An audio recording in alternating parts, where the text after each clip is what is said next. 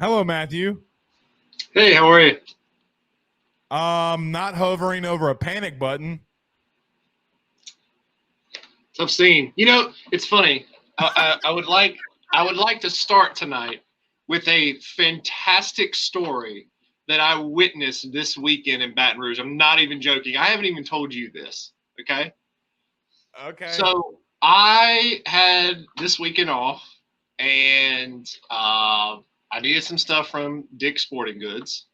And so I go to Dick's and I'm in line, like I got my stuff, and I'm with my fiance. Okay. And we're sitting there, and I'm at one register, and across the way at another register is a guy checking out with an LSU baseball shirt on. And he's sitting there, like going through the stuff, and the cashier's trying to make small talk with him. And the cashier asked him, "Who do you think should be drafted first overall this summer? Paul Skeens or Dylan Cruz?" And I'm just kind of like side eyeing just to see what he says. Oh And the guy God. was like, Paul Skeens 100%.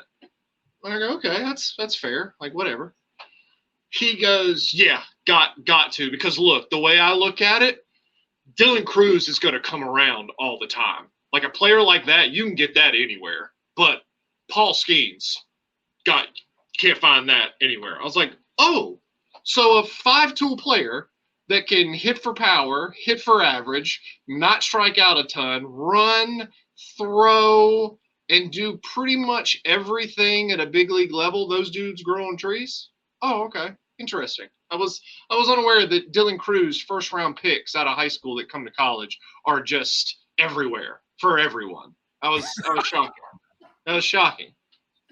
Whoever that dude was, with all due respect, and I say this in the nicest way possible, sir, you are brain dead. Like that's the kind of people that we're dealing with here for LSU baseball. Carry on. How long have you been waiting to tell that story? I just was. It was funny How because long have you been waiting to tell that story? well, since this weekend, and I was sitting, and I just kind of looked over, and I was like, and my fiance heard it, and she's pretty baseball knowledgeable, and she was like, "That was really dumb." It's like, yeah, Yeah, I mean, come on, dude. Like, I mean, who's the best player since Alex Bregman? Like, as an example, if they come around every year, why haven't you had one since Bregman? yeah, but like just the fact that the guy was like, ugh, guys like Dylan Cruz come around all the time. Like you're gonna get that one every other year. Like, no, dude, come on. Yeah. How drunk are you right now? Oh, he was probably pretty drunk, but he was great until he got to you can get a Dylan Cruz anywhere. Yeah, I was like, I'm fine with I Paul mean, you Skeens. have you have you know what, Matt?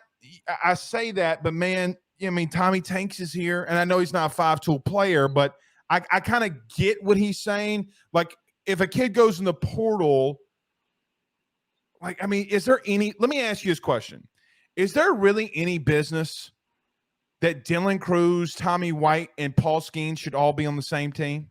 No. Right. Okay. I mean, so No. we say that, but if a Tommy Tanks goes back in the portal again, are we going to count Jay Johnson's ass out in recruiting? No. Okay, so maybe there's a slither of just like, oh well.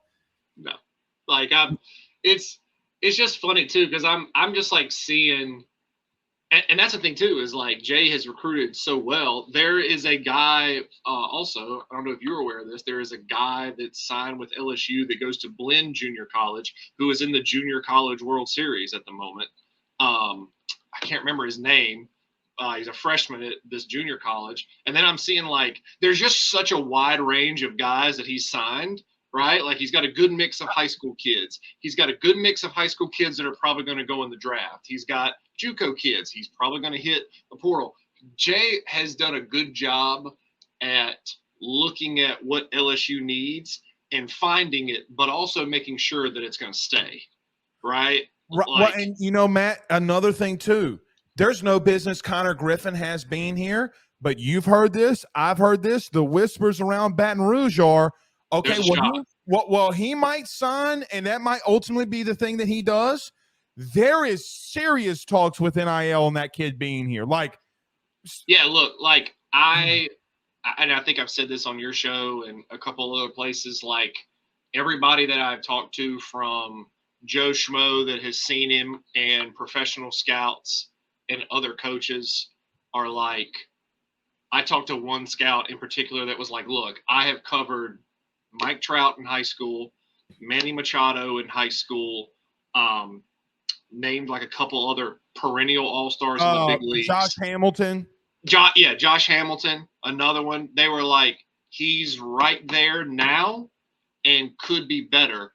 And Blake, he's a year ahead. Like he should be. He reclassified. He should be a junior.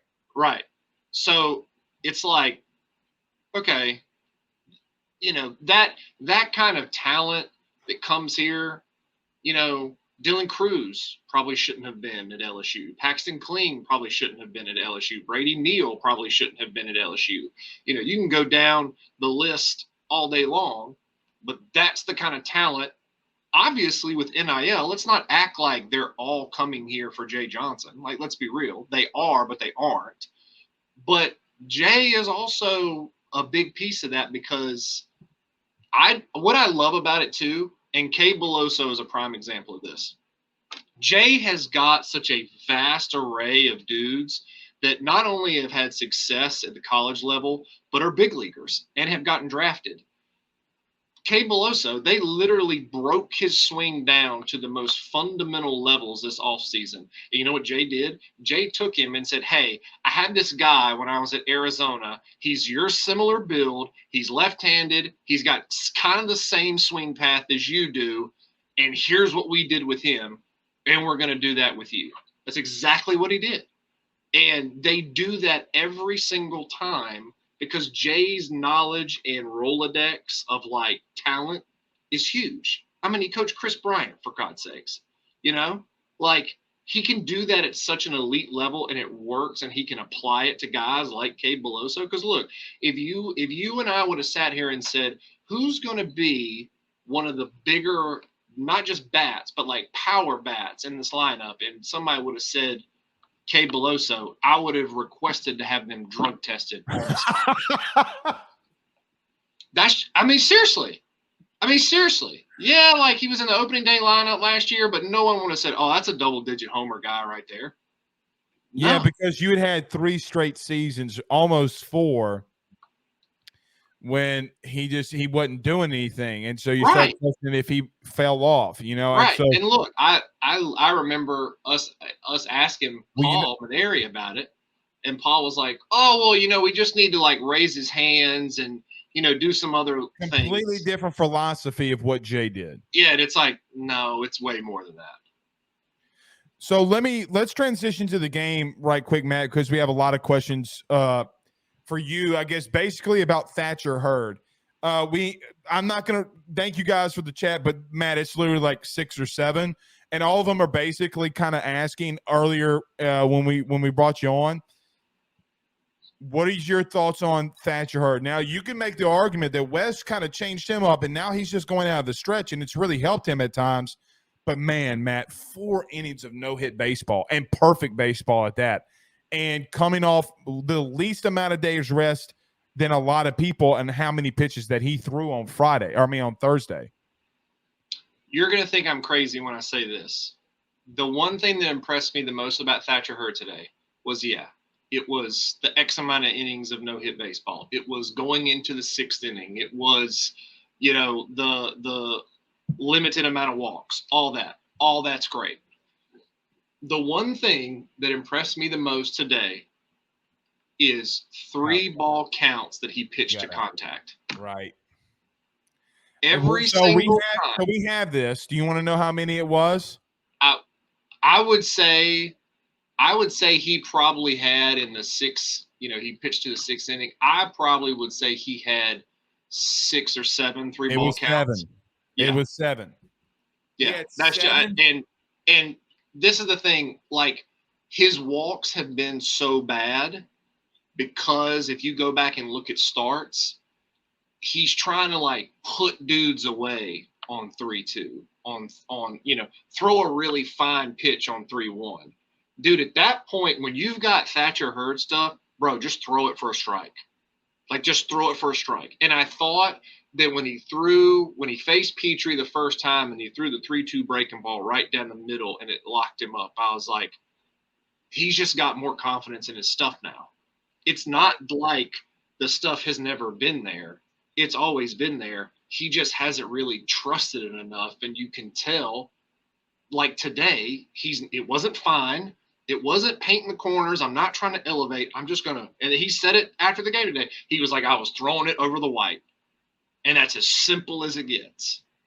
Yeah, that curveball to Petrie was ridiculous. Like, bro, it was – and look, I know that Petrie got one on him and good on him. I mean, he arguably is the best hitter as a freshman in college baseball. So, but, Matt, I'm with you because he had his times in there. But, man, did he battle, though.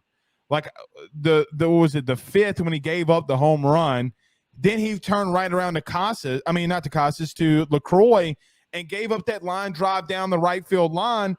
And then you come back and he gets a fly out to right. He gets the ground ball to Dugas, and then he gets his first K or second K of the day. Like, he wasn't punching dudes out. He was, like you mentioned, literally pitching to contact. Because then look too, like if this was last year, then you could have made the argument, well, he can't pitch to contact because the defense is so bad. Like now the defense is good, so there's no reason why when you get the 3 balls, especially with a dude that's been struggling like Thatcher Hurd, that just pitch to contact. I'm not saying you groove one right down the heart of the plate and let them tee off on it, but I am saying put it in the zone to where it's a hittable pitch and getting outs. And he threw everything. He threw the curveball, the slider, the cutter, the change, the fastball, whatever he has, threw it for strikes in every count. And you see what that does to dudes. Even at the SEC, the top baseball conference, in the top baseball conference tournament in the country. Going into tomorrow, well, no, let's stay on this game right quick, and then we'll get to tomorrow. Look, it's interesting. Yeah, we talk a little Tommy White. Because man, he's just smashing. We talk Dylan Cruz, in which, man, I really just don't have the energy to go down that rabbit hole about like, oh, what's up with Dylan Cruz? Because, man, he out of the last 6 games, he has 3 games with double-digit hits. He's got a hit in every one of them.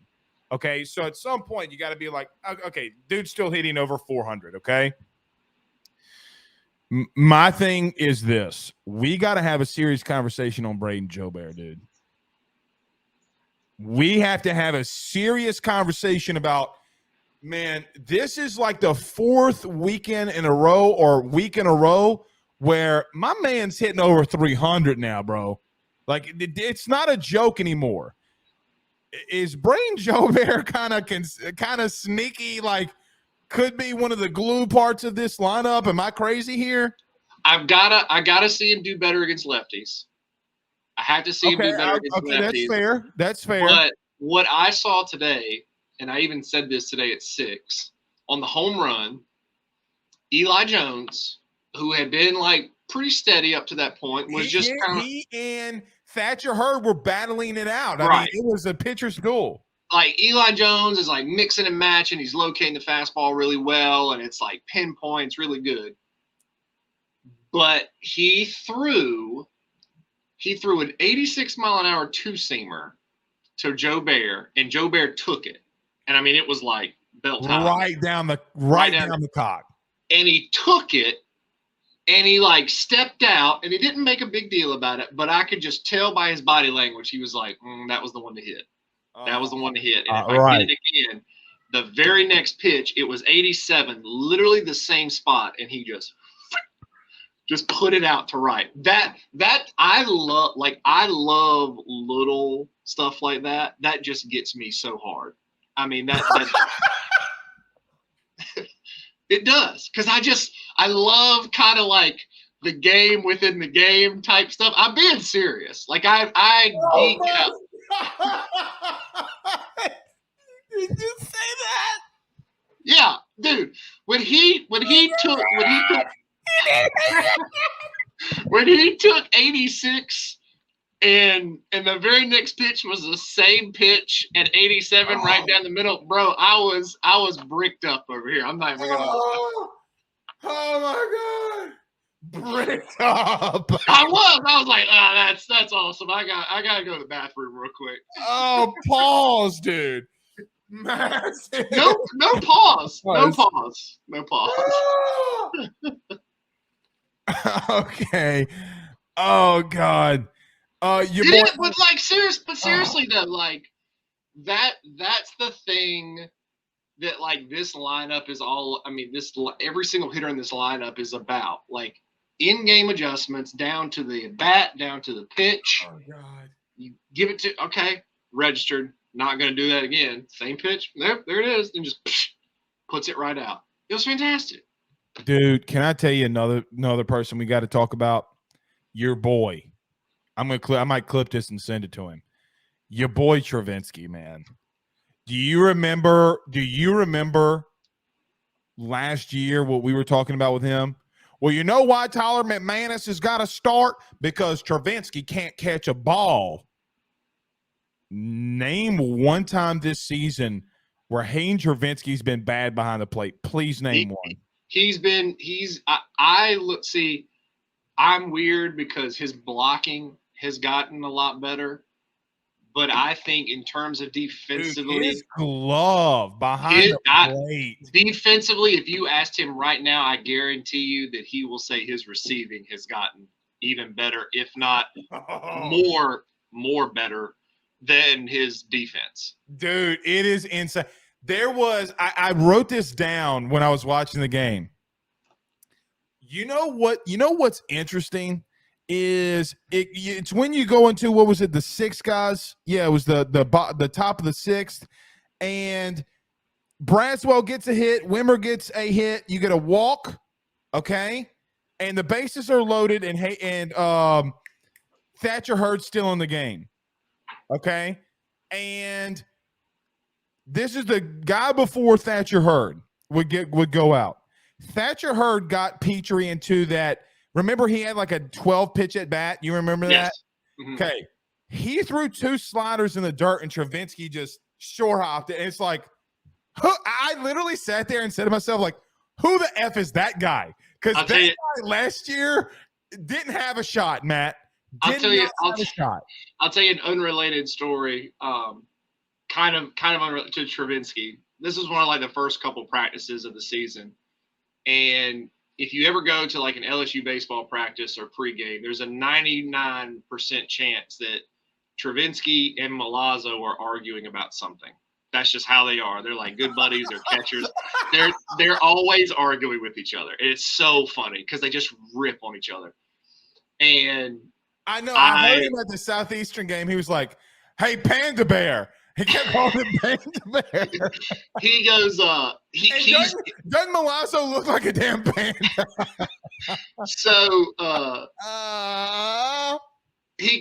Milazzo kind of looks like a drunk Jason Aldean to me. And also the way he talks, he's slow. He's kind of like slow a little bit.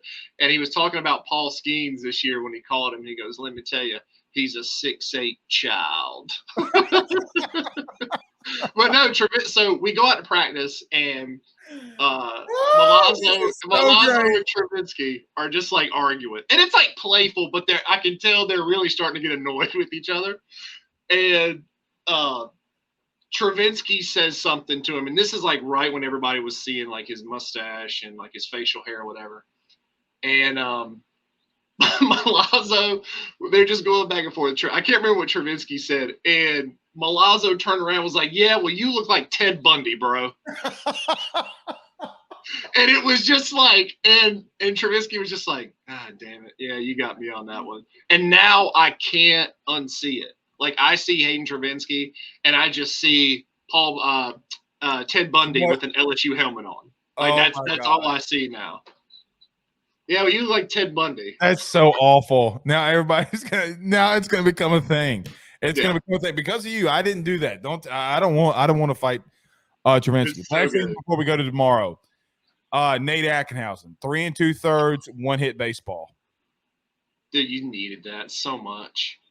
Like, he needed that so much. Man, he literally was in there dealing.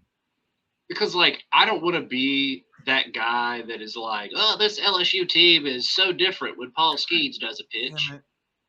Like, I don't want to be that guy because it's not true. But, like, you have to look sometimes at, like, how this team does from the bullpen's perspective when Paul Skeens doesn't pitch. And you needed someone to just go out there and set the tone and, honest to God, shove it right up somebody's ass. No pause on that either. No, for real. No pause. Like you did. And he just came out, everything was efficient. And then, in the sixth with one out, with bases loaded, you get out of that jam. And any time in the SEC tournament, any conference tournament that you can save your bullpen, it's exactly, you did your job.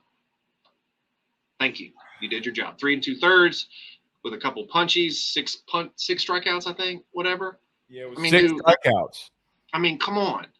Come on. And Matt, let me tell you something. I said this last night. I'm going to say it again.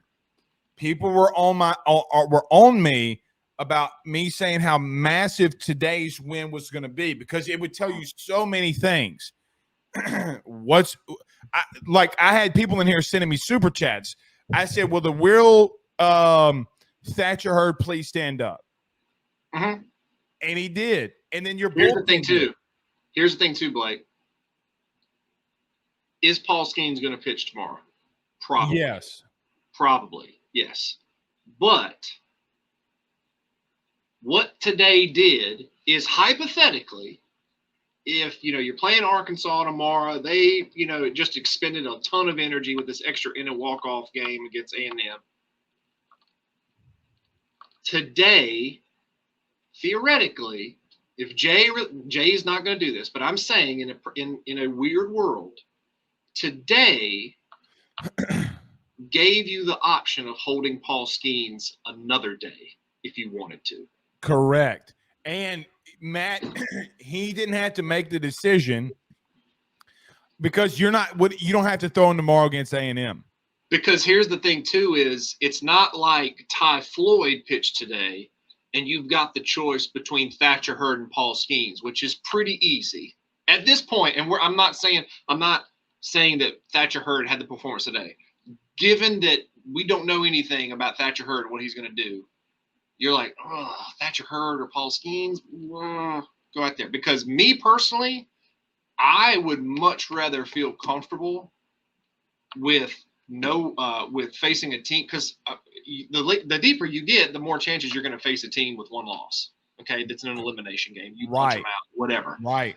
I'm much more like Paul Skeens in that scenario than I do anybody else on that team. Because the deeper you get, I would love to see. I thought about looking this up today. Like the average amount of relievers that are used in a Paul Skeens start, it's less than 2. Oh yeah. Hunter, I mean, it's less than 2. The only game that happened was, believe it or not,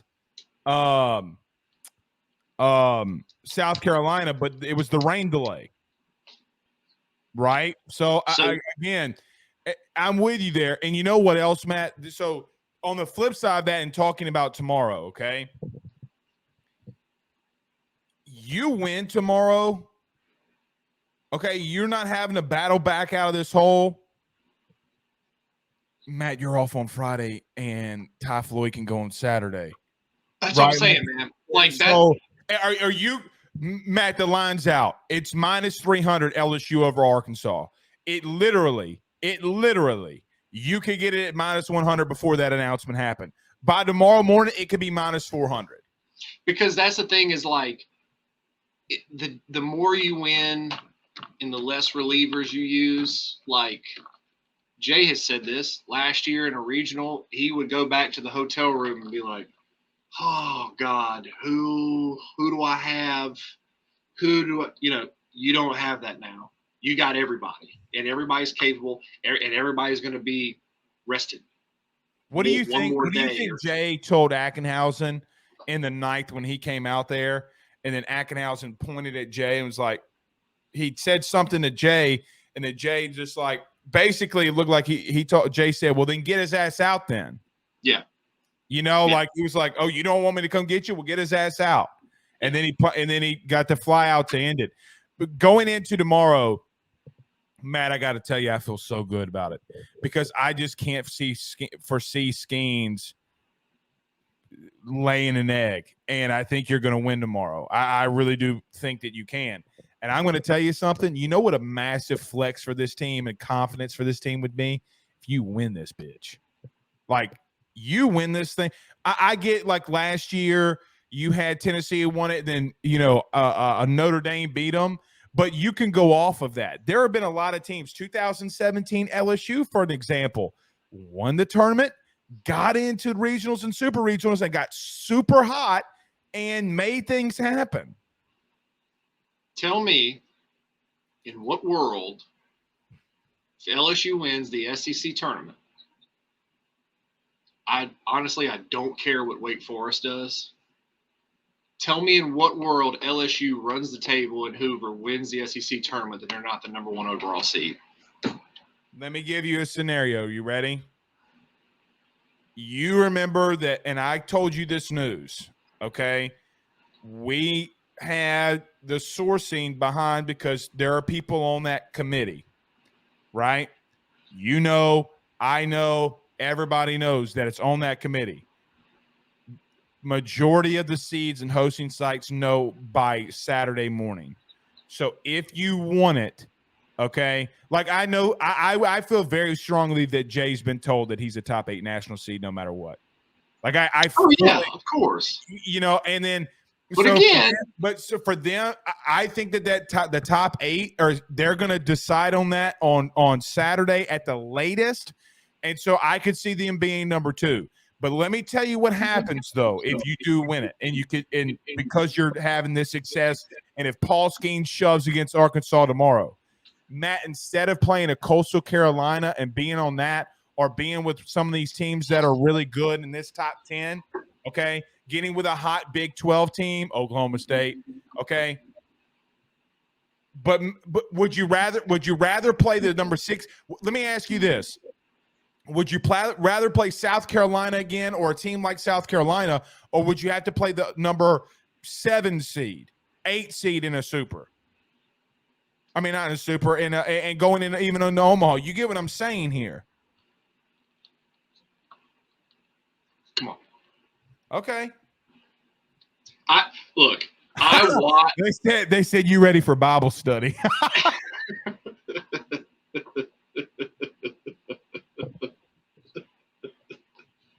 What's wrong with Bible study? Nothing's wrong with Bible study. We got Matt here saying that things that men are doing making him rock hard. I am totally fine in my sexuality to say that. You got people saying he's dressed like he's going to Bible study. That's fine. What's wrong with Bible study? At least you're not wearing a fishing shirt. Let's not go there. You think LSU takes this home tomorrow?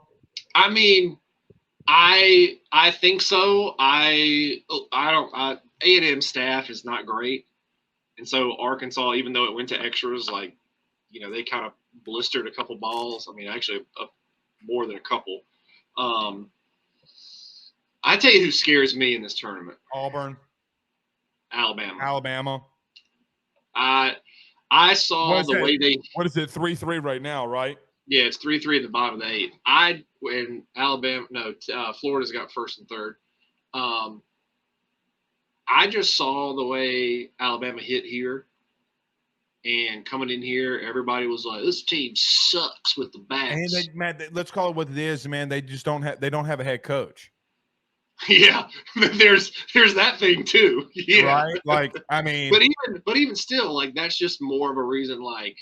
Dude, we're behind the 8 ball so much. No one's picking us to do anything as a 9 seed. Whatever.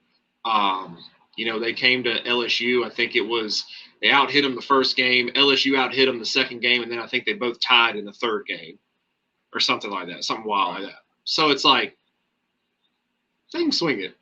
They can swing it a little bit. Dude, I'm going to tell you, I'm the opposite. Well, not the opposite, but the opposite side of the state. I think Auburn is red hot, dude.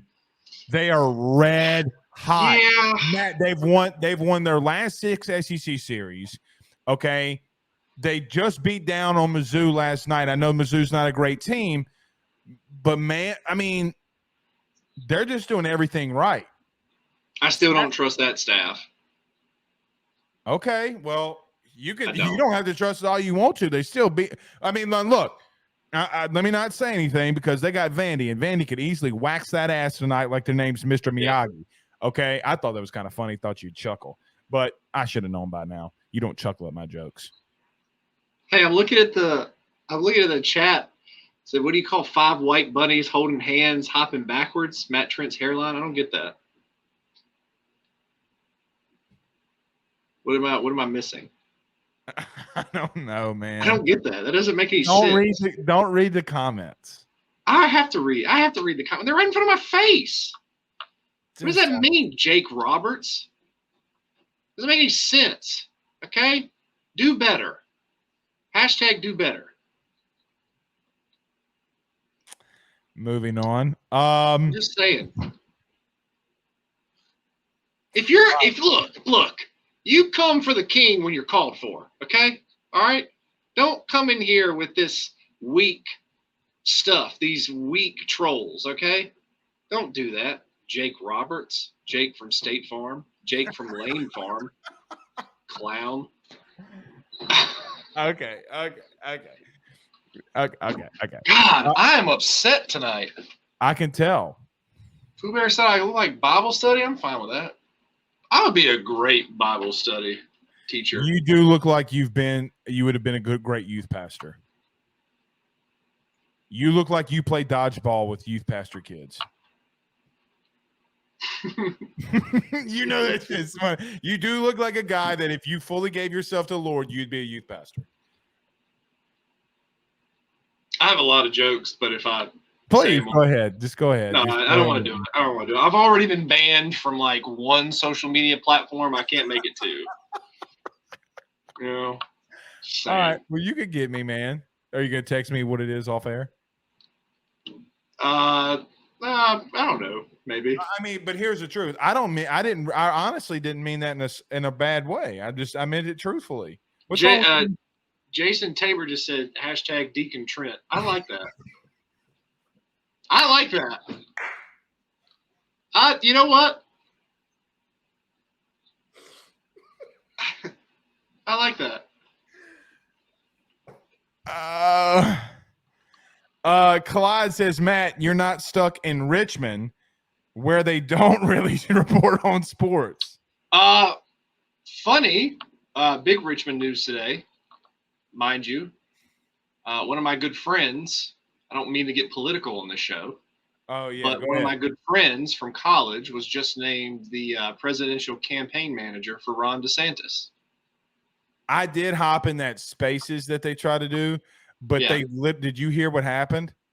It was like so many people joined. So many people joined that it broke Twitter. Yeah. It literally broke Twitter.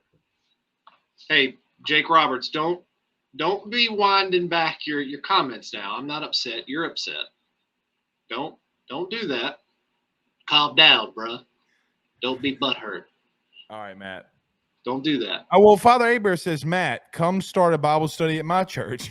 Is it? Here's an honest question. I'm being 100% serious. Is Father Aber like a real Catholic priest? Yeah. Or is he just like, oh, he is really? Okay. Yeah, he is. Uh-huh. I thought that was just like a bit. That's cool. No, and dude, if he wouldn't have given himself to Jesus, he'd be in the majors. Look at him right here. Like, seriously. The dude's calves are bigger than Jay Johnson's entire torso. I respect that. Yeah. You know who he's built like? You remember Dan Ugla? I remember Dan Ugla. I'm a Braves fan. What do you mean? Do I remember Dan? He's the left-handed Dan Ugla. Yes. Oh my gosh. Dan Ugla. So you didn't think my baseball knowledge went that fast, did you? Matt, let me tell you before I get you out of here. You know what we used to play? So we went to every one of my uncle's high school baseball games. Every one. We never missed. Playoffs, all of them. So me, my cousins, my two cousins would be in the car with my mom, my Aunt Tony, my grandmother, and the three of us going to every single baseball game, right? We used to play the game where if I say Dan Ugla, you got to name a baseball player that first name starts with the letter U. And we would do that for hours. You ever play that? No, I had friends growing up. I didn't. See, that's what bullies say. Hey, Clyde Lassard, you're in Richmond now? You are? That's cool. I moved to Richmond from Baton Rouge. I'm not slamming you. Oh, okay. Go to God, All-Star Superstars Pizza in Richmond and mention my name, and I guarantee you'll probably get thrown out.